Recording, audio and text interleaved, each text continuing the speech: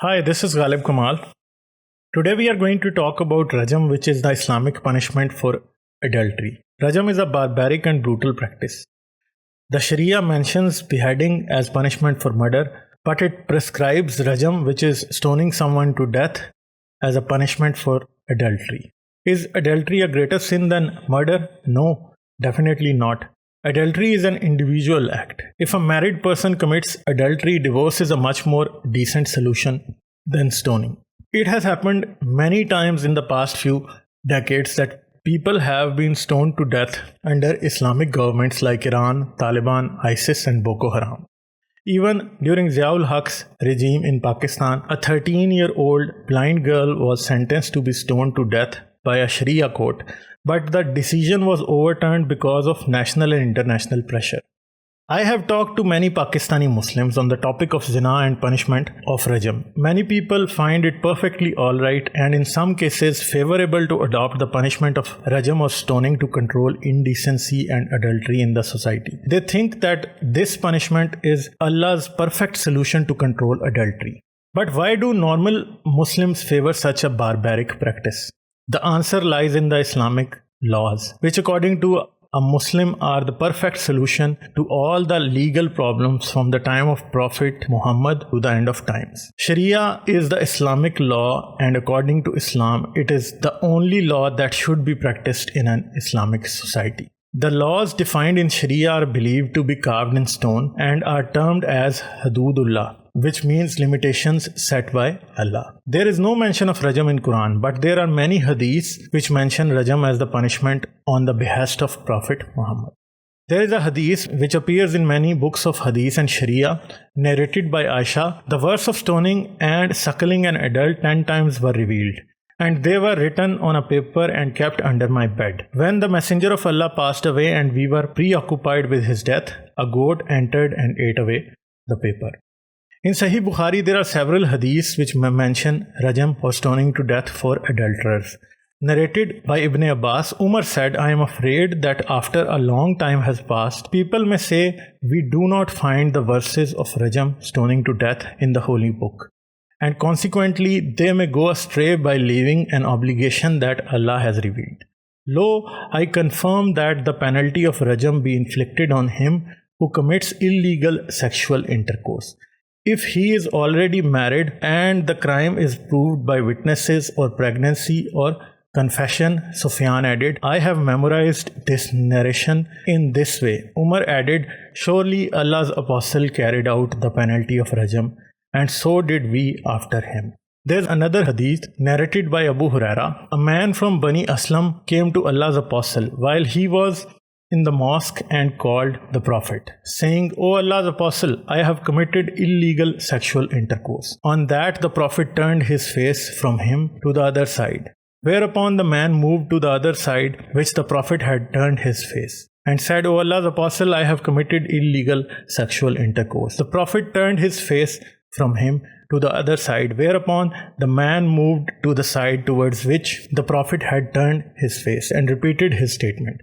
The Prophet turned his face from him to the other side again. The man moved again and repeated his statement for the fourth time.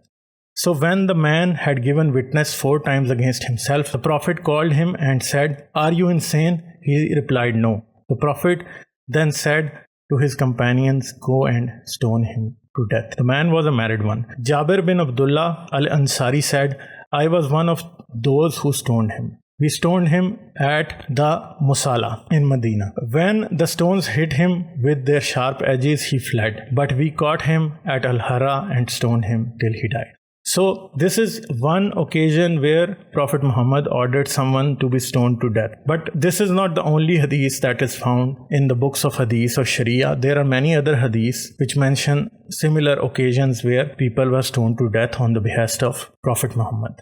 So there is another hadith that is really a brutal one where Muhammad ordered 2 lovers who were from among the Jews to be stoned to death.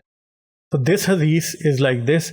A Jew and a Jewess were brought to Allah's Messenger on charge of committing an illegal sexual intercourse. The Prophet asked them, what is the legal punishment for this sin in your book Torah? They replied, our priests have innovated the punishment of blackening the faces with charcoal and tajabiyah, Abdullah bin Salam said, "O Allah's Messenger, tell them to bring the Torah." The Torah was brought, and then one of the Jews put his hand over the divine verse of the Rajam, stoning to death, and started reading what preceded and what followed it. On that, Ibn Salam said to the Jew, "Lift up your hand."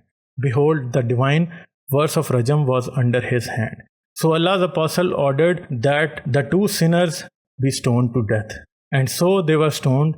Ibn Umar added, "So both of them were stoned at the Balat, and I saw the Jew sheltering the Jewess." Sick and inhumane societies adhere to brutal punishments like Rajam. These societies brutally suppress rebellion against old and brutal practices. Societies which especially oppress women employ horrible punishments like stoning. Naturally, if a man weds 4 women at a time, some of his wives will be much younger than him. His first wife could be similar in age to him, but his 4th wife could be the same age as his daughter, as in the case of Prophet Muhammad. And surely this man cannot fulfill the sexual needs of all of his wives.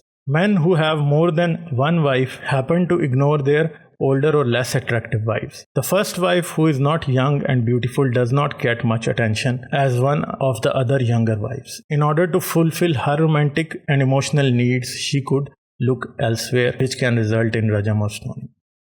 Polygamous societies more than often force child marriages. A young woman will definitely prefer a partner of her own age. In case of a forced marriage, anyone could become part of an extramarital affair deserving Rajam. Men involved in such an affair with such a woman often run away, and women are the sole victims of stoning. On the other hand, in Islam, man reserves the right to divorce his wife at any time. He says the word talaq 3 times and divorce happens.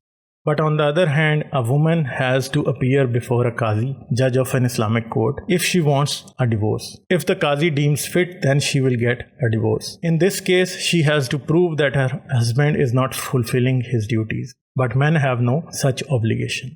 If men want to divorce a woman who is even fulfilling all her duties, they can. But if the woman wants to divorce a man who she has been forced to marry, she cannot.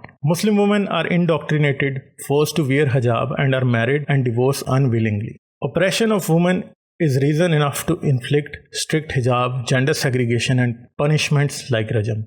Because men do not want women to show themselves and attract suitors. Islamic enforcement of Rajam or stoning also serves to oppress women through force and fear of a horrible death. Oppression of women requires hijab, Rajam, and other barbaric Islamic laws. Even Islamic paradise is an insult to a woman. Men will get 70 virgins in the paradise, but women will not get anything like that. Stoning or Rajam proves that Islam is a barbaric, oppressive ideology, which can never be applicable in the 21st century. If you like this video, don't forget to subscribe and click the bell icon to receive all the notifications. You can also support me on Patreon. The link to Patreon is in the description. If you help me on Patreon, it will be much easier for me to continue my work and spread this message to a greater number of people.